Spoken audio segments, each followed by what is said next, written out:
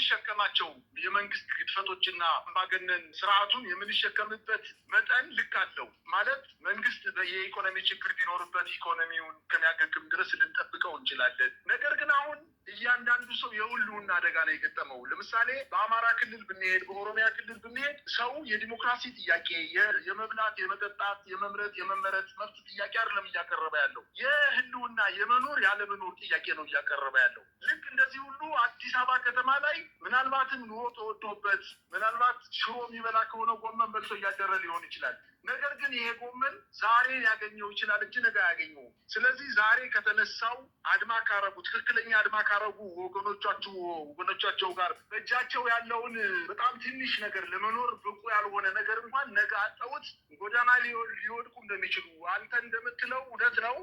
ዜጎች ከመኖሪያ ቤታቸው ተፈናቅለዋል፣ በጅምላ ተቀብረዋል። በአንዳንድ ቦታ ላይ የነሱ በጅምላ የተቀበሩት አካባቢዎች ወደኛ ስላልመጣ አዲስ አበባ ከተማ ላይ የኛ ችግር ስላልሆነ ብለው ዝም የሚሉ ከሆነ ችግሩ እየገሰገሰ እየመጣና አዲስ አበባ ከተማ ላይ ቤት በማፍረስ ንብረታቸውን በመቀማት የኖሩበትን ዘመናቸውን ያፈሩትን ሀብት በአንድ ቀን ሲደረማምስባቸው ከዚህ በፊት ነጋዴዎችም ይህን ጥያቄ አቅርበው ይህን አድማ ጀምረውት እንደነበረ እና ህብረተሰቡ ባለመቀላቀሉ እንደቀሰቀሰ የምናውቀው ነገር ነው። ስለዚህ በጣም በተደጋጋሚ ጊዜ የተናገርነው ነገር ስለሆነ ህዝቡ ጥንቃቄ ማድረግ አለበት። በእጁ ላይ ያለውን ነገር እያጣውና መኖር ያለመኖር ጥያቄውን በራሱ ላይ እንደመጣ ቆጥሮ ነው መግባት ያለበት። ሌላው መሳይ በትናንትናው ዕለት እንግዲህ ኢትዮጵያ በአጠቃላይ በጣም በዘመናት መካከል እንኳን ብንሄድ በድርቡሾች ጊዜ፣ በአጠቃላይ በጣሊያን ወረራ ጊዜ፣ በግራኝ መሐመድ ጦርነት ጊዜ አጠቃላይ በኢትዮጵያ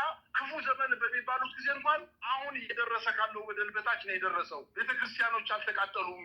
በጣሊያን ጊዜ በድርቡሾች ጊዜ ቤተክርስቲያን አልተቃጠለም። የእምነት አባቶች በጅምላ አልተረሸኑም።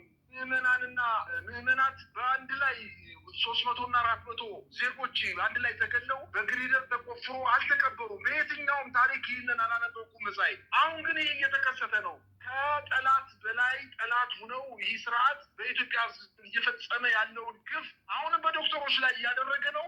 ይሄ ነገር በእያንዳንዳችን ቤት እያንኳኳም ነው የሚገኘው። ለዚህ በቀጥተኛ ህብረተሰቡ ለሌላው ብሎ ሳይሆን ለሐኪሞች ብሎ ሳይሆን ለራሱ ብሎ ወደ ትግል መግባት የማይችል ከሆነ ጉዳቱ እጅግ በጣም የከፋ ነው የሚሆነው። እነሱ አንተ እንዳልከው ሌላ ደሴት ላይ ነው ያሉት። በትናንትናው ዕለት እንኳን ተከራይቶ ያመጣውን 1500 ከነ ባለሙያዎቹ ዘንድ 1500 ድሮኖች አምጥቶ በአየር ላይ የራሱን ፎቶ የኢንሳን አጠቃላይ መስሪያ ቤት የሚገልጽ ፎቶዎችን በአየር ላይ የድሮን ትርኢት ሲያሳይ ነው ያለው። የኢትዮጵያ ህዝብ 10 ሚሊዮን ረሀብተኛ ያለበት ሀገር፣ ትምህርት 9 እና 10 ሚሊዮን ተማሪዎች ትምህርት አቋርጠው ደላን በሆኑበት እንዲሁ አንገታቸውን ደፍተው በሚኖሩበት ከረሀብ በዘለለ የኢትዮጵያ ህዝብ ሰላሙን አጥቶ በየቦታው እንደ ውሻ በግንባሩ እየተመታ እየተደፈረ ንብረቱ እየተዘረፈ እየተቃጠለ ከባባድ ጉዳቶች እየደረሱበት ጠቅላይ ሚኒስትሩና የእሱ ተከትለው የድሮን ትርኢት ነው የሚያሳዩት። ይሄ ለኢትዮጵያ ህዝብ ወቅቱን ያልጠበቀ ብቻ አይደለም፣ ፍጹም የማያስፈልግ ፕሮጀክት ቀርጾ